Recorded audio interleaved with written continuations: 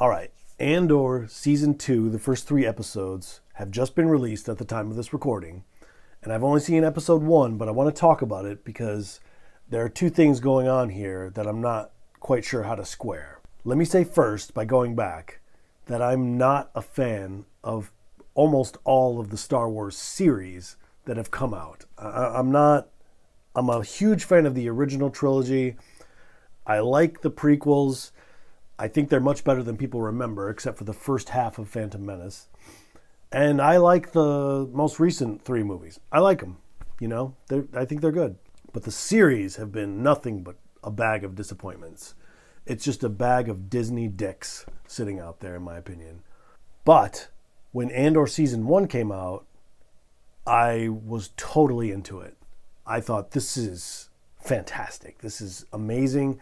I'm willing to criticize this franchise, for a variety of reasons. But I gotta be honest here and say that this is great. So I was excited to sit down and watch the first episode of Andor. I'm disappointed, but I don't think it's terrible. Here's why. There's a lot of people out there that know more than I do about Star Wars. Even though I've been a Star Wars fan since the 70s. I was barely alive in the 70s, right? But I remember being taken to Empire Strikes Back. I was just a little tiny rugrat, right? And I remember Return of the Jedi in the movie theater. So I've been a fan for a long time. I feel like Disney is not intentionally ruining the saga, but I feel like there's in some ways they're trying to, at least with the series. So many series flops. And I think it's because Disney's trying to inject its brand into Star Wars. Like the family friendly thing or the terrible music that's I don't know if what I'm watching, but it doesn't feel like Star Wars a lot of the time. The only thing that saves it is when you see a stormtrooper or Darth Vader,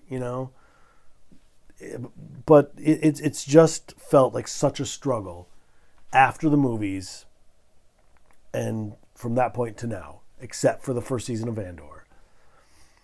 And it felt like that was happening again. So I don't know if I'm just triggered in a way and I didn't really see it. I love the main actor. Skarsgård is amazing. The main guy, I don't remember his name, of the Empire, the general, the one who shows up in the field in Rogue One. Somebody help me out here. And then the woman who's sort of the main person in Rogue One is also in this. And I think those 4 elements and any sort of sign of the Empire, like traditional Empire, like stormtroopers, X-Wing fighters, whatever, those things are always amazing. But why are you trying to pull me into some sort of Jane Austen period piece drama, okay? I love the Brits. Big fan of the Brits, okay? I went to school in England. I lived there, North Yorkshire. Loved it. I love the people. I'm not a big fan of the government a lot of the time. But, people, culture, love it. Big fan.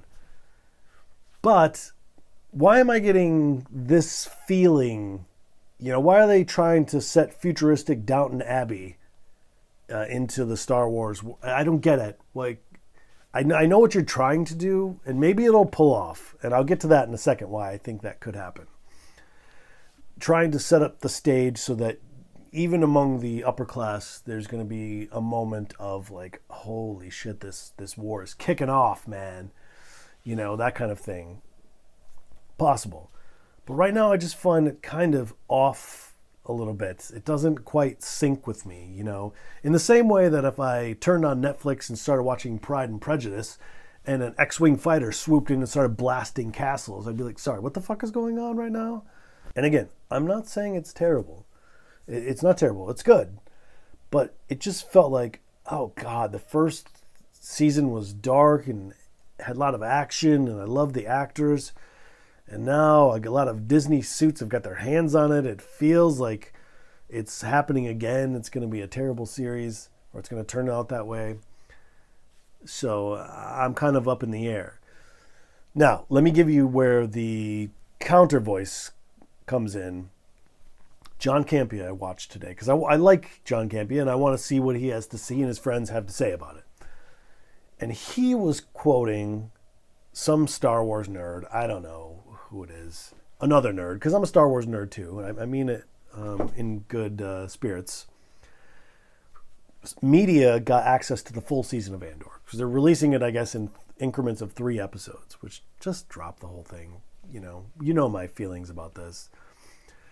And they saw the whole thing, and apparently there are some fairly reputable Star Wars people in the media who saw Andor and are saying not only is it a great series, it's one of the great shows of all time, and that because of the last block of episodes, like the last 3 episodes or whatever, they're releasing it in quarters or something, I don't know. That arc, this person said, and you'll have to watch John Campea because I can't remember, it might be the greatest Star Wars story out of everything. And those are bold words, friends. I don't know what to believe. So now I have to keep watching it to find out. And if it turns out to be a continuation of, Bridget Jones's Diary meets Luke Skywalker, then I'm gonna, these journalists that John Campea is talking about, I'm not going to take their word for it ever again. But I'd like to know what you think too. Please put it below if you've seen it. Am I overreacting? Is this, am I jumping the gun? Am I a little bit too skittish because of all the failed, terrible series that have come since the movies ended until now? All the, one after another. Why would you keep making stuff is my question. Other than money, obviously. But let me know, because I'd love to hear from you, and I don't know where to stand on Andor, other than I'm just going to have to keep watching. I'll watch the other 2 episodes tonight, and I'll do another video and see how it goes. I did talk to someone who had seen all 3, and they sort of felt like that the first episode continued that feel through the first 3, so, whatever. Sometimes movies or TV shows are setting things up for a great ending. I always make this reference, but Breaking Bad was kind of like that. I thought Breaking Bad is great in the middle, and then it's like 10 years of watching them divorce slowly, and then it just goes into another like out of this world. Great. One of the greats of all time. So sometimes I guess that happens with things where they don't click or find their groove right away. Maybe this is one of those shows, maybe not, but we're going to find out.